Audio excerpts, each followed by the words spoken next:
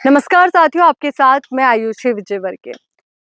कल बीजेपी के लिए जो परिणाम आए वो निराशाजनक जरूर थे। हालांकि एनडीए को बहुमत मिला है, पर ये बहुमत कितने दिन टिक पाता है, ये सभी के मन में सवाल है। क्या एनडीए वाकई में सत्ता पर काबिज होने में सफल हो पाएगा, या कहें कि बीजेपी एक बार फिर से सत्ता की चाबी हथियाने में सफल हो पाएगी। पर वहीं चर्चा इस बात को लेकर के और ज्यादा तेज है कि आखिर क्या वजह रही कि बीजेपी इतना बेहतर प्रदर्शन नहीं कर पाए। इसको लेकर के हमने राजनीतिक पंडितों से बात की, राजनीतिक विश्लेषकों से बात की, तो उन्होंने कुछ बिंदु हमें सुझाए हैं जिनको लेकर के कहा जा रहा है कि एक बड़े कारण रहे जिनकी वजह से बीजेपी इस बार चुनाव में बेहतर प्रदर्शन नहीं कर पाई, या कहें कि पिछली 2 बार के जितना भी अच्छा प्रदर्शन नहीं कर पाई।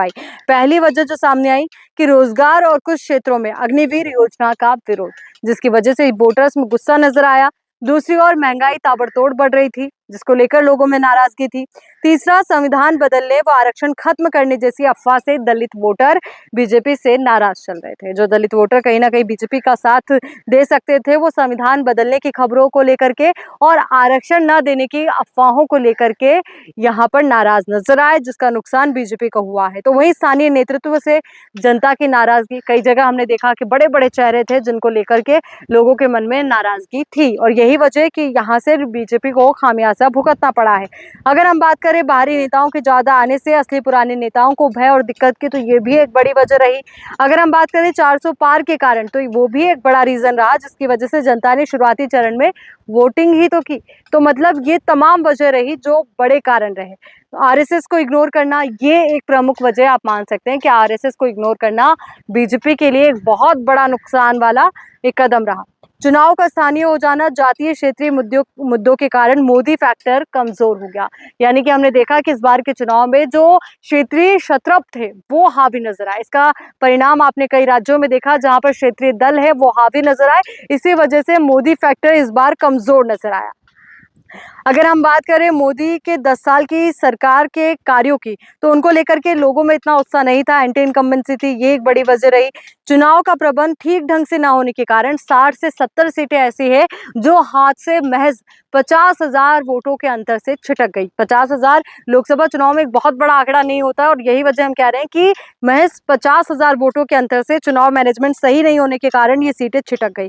तो वही बीजेपी का जो ओवर कॉन्फिडेंस आप कह लीजिए, अहंकार कह लीजिए, वो भी हार की एक बड़ी वजह बना। अगर हम बात करें अन्य मुद्दों की, तो उसमें युवा पीढ़ी का सोशल मीडिया से इन्फ्लुएंस होना एक बड़ी वजह माना जा रहा है, और सारे विपक्षी दलों का एक साथ होना बीजेपी के लिए निश्चित तौर पर चैलेंजिंग था, क्योंकि जो तमाम विपक्षी दल जो इधर उधर जिनके वोट बढ़ जाते थे, वो इस बार इन चुनाव में वोट बट नहीं पाए, जिसका सीधा फायदा इंडिया अलायंस को मिला, और ये एक बड़ी वजह जिसकी वजह से इस बार उनकी सीट में बढ़ोतरी हुई है। अगर हम बात करें ग्राउंड लेवल पर काम की, तो उसका अभाव नजर आया। बड़े मुद्दे निश्चित तौर पर गुंजायमान थे, पर वो भी चुनाव आते आते इतना बड़ा इम्पैक्ट नहीं दे पाए, जैसे कि राम मंदिर का मुद्दा, क्योंकि जब राम मंदिर बना उस दिन बहुत शोर था, उसके कुछ अगले दिनों तक शोर हमने देखने को मिला, पर वही राम मंदिर जहां बना, अयोध्या जैसी सीट हाथ से चली गई। तो वहीं अगर हम बात करें स्थानीय स्तर पर, कांग्रेस, समाजवादी, टीएमसी आदि का जबरदस्त पकड़ थी। ये हमने शुरुआत से आप तक बात पहुंचाई थी कि स्थानीय स्तर पर जो क्षेत्रीय दल है, जो कांग्रेस है, समाजवादी पार्टी है, उनकी पकड़ मजबूत नजर आई बीजेपी के मुकाबले। तो वहीं राहुल गांधी की छवि आप कह सकते हैं भारत जोड़ो यात्रा, भारत जोड़ो न्याय यात्रा के बाद बेहतर बनी, उसका सीधा फायदा उनको इन आम चुनाव में मिला है।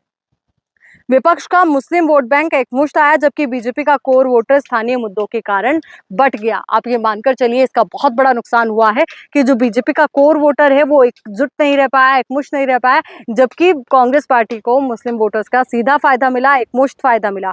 और बीजेपी संगठन भी कमजोर रहा इस चुनाव में, सबसे बड़ी कमी आप कह सकते हैं। और साथ ही ये जो चुनाव परिणाम सामने आए, तमाम बिंदुओं के इर्द गिर्द है जिसको आपको समझना होगा, क्योंकि कई राज्य जो बीजेपी के गढ़ कहे जाते थे, वहां से भी इस बार बीजेपी बेहतर प्रदर्शन नहीं कर पाई। हालांकि अब पार्टी के आंतरिक स्तर पर भी इसको लेकर के विश्लेषण होगा कि कहाँ क्या कमी रही, क्या खामी रही, और इन तमाम विश्लेषण के बाद ही अब आगे के फैसले लिए जाएंगे।